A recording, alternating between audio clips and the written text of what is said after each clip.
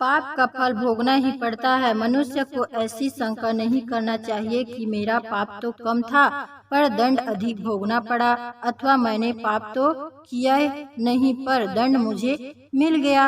कारण कि यह सर्वज्ञ सहृदय सर्वसमर्थ भगवान का विधान है कि पाप से अधिक दंड कोई नहीं भोगता, और जो दंड मिलता है वह किसी न किसी पाप का ही फल होता है। किसी गांव में एक सज्जन रहते थे। उसके घर के सामने एक सुनार का घर था। सुनार के पास सोना आता रहता था और वह गढ़ कर देता रहता था। ऐसे वह पैसे कमाता था। एक दिन उसके पास अधिक सोना जमा हो गया।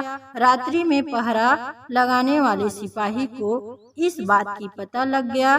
उस पहरेदार ने रात्रि में उस सोनार को मार दिया और जिस बक्से में सोना था उसे उठाकर चल दिया। इसी बीच सामने रहने वाले सज्जन लघु शंका के लिए उठकर बाहर आए। उन्होंने पहरेदार को पकड़ लिया कि तू इस बक्से को कैसे ले जा रहा है? तो पहरेदार ने कहा, तू चुप रह, हल्ला मत कर, इसमें से कुछ तू ले ले और कुछ मैं ले लूं। सज्जन बोले, मैं कैसे ले लूं, मैं चोर थोड़ी ही हूँ। पहरेदार ने कहा, देख तू समझ जा, मेरी बात मान ले, नहीं तो दुख पाएगा। पर वे सज्जन माने नहीं। तब पहरेदार ने बक्सा नीचे रख दिया और उस सज्जन को पकड़कर जोर से सीटी बजा दी। सीटी सुनते ही और जगह पहरा लगाने वाले सिपाही दौड़कर वहां आ गए। उसने सबसे कहा कि यह इस घर से बक्सा लेकर आया है और मैंने इसको पकड़ लिया है। तब सिपाहियों ने घर में घुसकर देखा कि सुनार मरा पड़ा है। उन्होंने उस सज्जन को पकड़ लिया और राजकीय आदमियों के हवाले कर दिया। जज के सामने बहस हुई तो उस सज्जन ने कहा कि मैंने नहीं मारा है, उस पहरेदार सिपाही ने मारा है। सब सिपाही आपस में मिले हुए थे। उन्होंने कहा कि नहीं, इसी ने मारा है, हमने खुद रात्रि में इसे पकड़ा है, इत्यादि मुकदमा चला। चलते चलते अंत में उस सज्जन के लिए फांसी का हुक्म हुआ। फांसी का हुक्म होते ही उस सज्जन के मुख से निकला, देखो सरासर अन्याय हो रहा है, भगवान के दरबार में कोई न्याय नहीं, मैंने मारा नहीं, मुझे दंड हुआ और उसने मारा है, वह बेदाग छूट गया, जुर्माना भी नहीं, यह अन्याय है। जज पर उसके वचनों का असर पड़ा कि वास्तव में सच्चा बोल रहा है, इसकी किसी तरह से जांच होनी चाहिए। ऐसा विचार करके उस जज ने एक षड्यंत्र रचा। सुबह होते ही एक आदमी रोता चिल्लाता हुआ आया और बोला, मेरे भाई की हत्या हो गई, सरकार इसकी जांच होनी चाहिए। तब जज ने उसी सिपाही को और कैदी सज्जन को मरे व्यक्ति की लाश उठाकर लाने के लिए भेजा। दोनों उस आदमी के साथ वहां गए जहां लाश पड़ी थी। खाट पर लाश के ऊपर कपड़ा बिछा था, खून बिखरा पड़ा था। दोनों ने उस खाट को उठाया और उठाकर ले चले। साथ का दूसरा आदमी खबर लेने के बहाने दौड़कर आगे चला गया। अब चलते चलते सिपाही ने कैदी से कहा, देख उस दिन तू मेरी बात मान लेता तो सोना मिल जाता और फांसी भी नहीं होती। अब देख लिया सच्चाई का फल। कैदी ने कहा, मैंने तो अपना काम सच्चाई का ही किया था, फांसी हो गई तो हो गई, हत्या की तूने और दंड भोगना पड़ा मेरे को। भगवान के यहाँ न्याय नहीं। खाट पर झूठ मूठ मरे हुए के समान पड़ा हुआ आदमी उन दोनों की बातें सुन रहा था।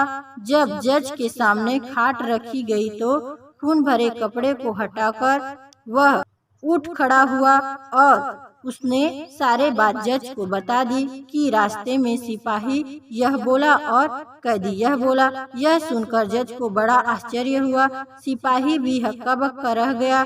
सिपाही को पकड़कर कैद कर लिया गया, परंतु जज के मन में संतोष नहीं हुआ।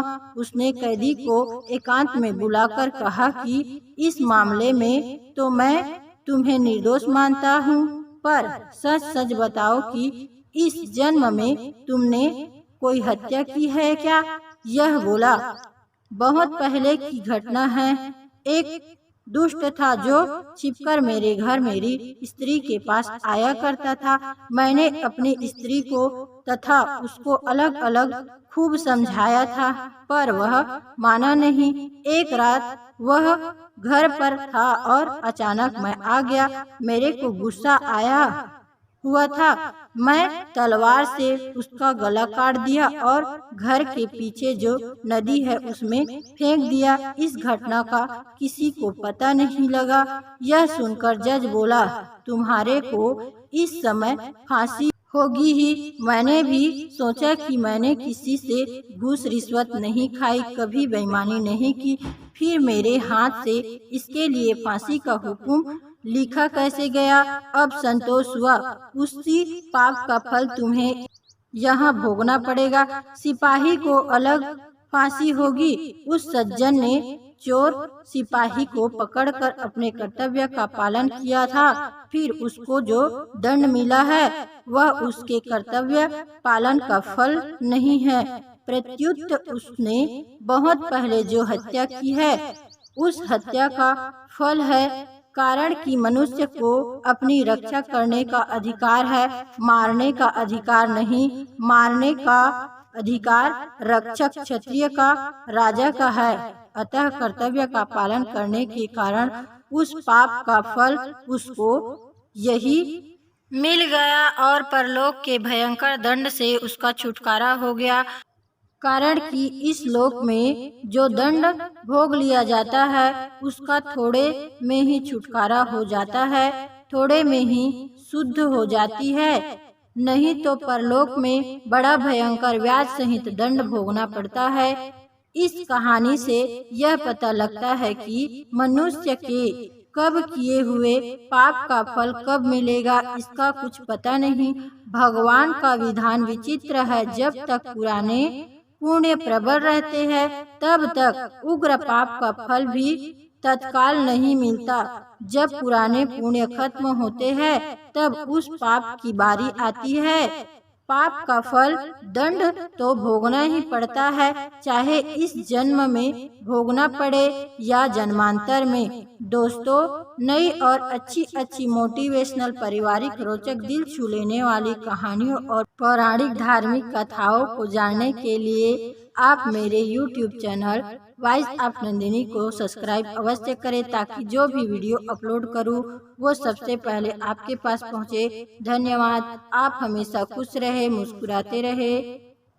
जय श्री राम।